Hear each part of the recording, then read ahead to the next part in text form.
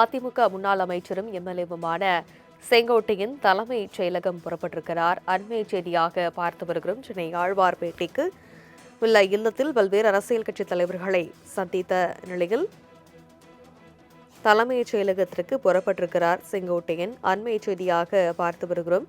சென்னை ஆழ்வார்பேட்டையில் உள்ள இல்லத்தில் சந்தித்த நிலையில் தற்பொழுது தலைமைச் செயலகத்திற்கு புறப்பட்டிருக்கிறார். அது பற்றிய மேலும் விவரங்களை எமது செய்தியாளர் ராஜேஷ் விவரிக்க கேட்கலாம். வணக்கம் ராஜேஷ். செங்கோட்டையின் தலைமைச் செயலகம் செல்வதற்கான காரணம் என்னவாக இருக்கும்? விவரம் என்ன? சலோமி வணக்கம். அதிமுகவினுடைய முன்னாள் அமைச்சர் செங்கோட்டையன் தற்பொழுது தனது ஆழ்வார்பேட்டை இல்லத்திலிருந்து தலைமைச் செயலகத்திற்கு புறப்பட்டிருக்கிறார். தலைமைச் செயலகத்திற்கு சென்று அங்கு சபாநாயகர் அப்பாவை சந்தித்து அவர் தனது சட்டமன்ற உறுப்பினர் ராஜினாமா கடிதத்தை வழங்குவார் என்று எதிர்பார்க்கப்படுகிறது. கோபிச்செட்டிப்பாளையத்தை பொறுத்த வரைக்குமே கோபிச்செட்டிப்பாளையத்தினுடைய 9 முறை சட்டமன்ற உறுப்பினராக அங்கு தேர்ந்தெடுக்கப்பட்டு தொகுதிக்கு மிகவும் பரிச்சயமான செங்கோட்டையன் தற்பொழுது அதிமுகவிலிருந்து நீக்கப்பட்டதற்கு பிறகாக ஒரு கடினமான ஒரு முடிவை எடுப்பதற்கான அந்த ஆயத்தமாகி இருக்கிறார். ஏற்கனவே செய்தியாளர்களை சந்திக்கும் பொழுது அவர் பல்வேறு கருத்துக்களை தெரிவித்திருந்தார். குறிப்பாக நேற்றைய முன்தினம் அவர் நேற்று தெரிவித்த கருத்து என்பது மிகவும் முக்கியத்துவம் வாய்ந்ததாக பார்க்கப்படுகிறது.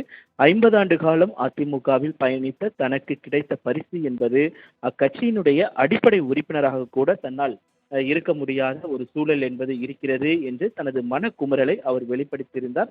அதற்கு 1000 அர்த்தங்கள் இருக்கும். ஏனென்றால் செங்கோட்டையனை பொறுத்த வரைக்குமே எம்ஜிஆர் காலத்திலிருந்து அதனைத் தொடர்ந்து ஜெயலலிதா, அதன் பின்பு எடப்பாடி பழனிசாமி ஆகியோர் தலைமைகளை ஏற்று அவர் திறம்பட செயல்பட்டு வந்தார் என்பதுதான் அதிமுகவினருடைய கருத்தாக இருக்கிறது.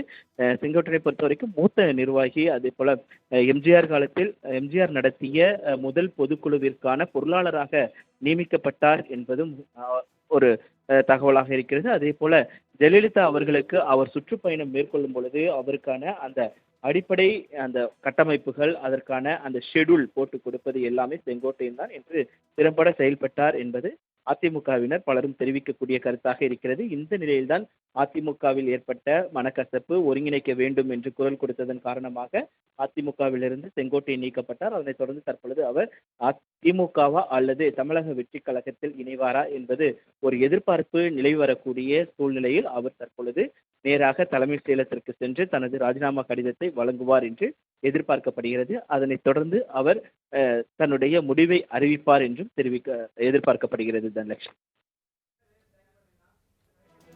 விவரங்களுக்கு நன்றி ராஜேஷ்.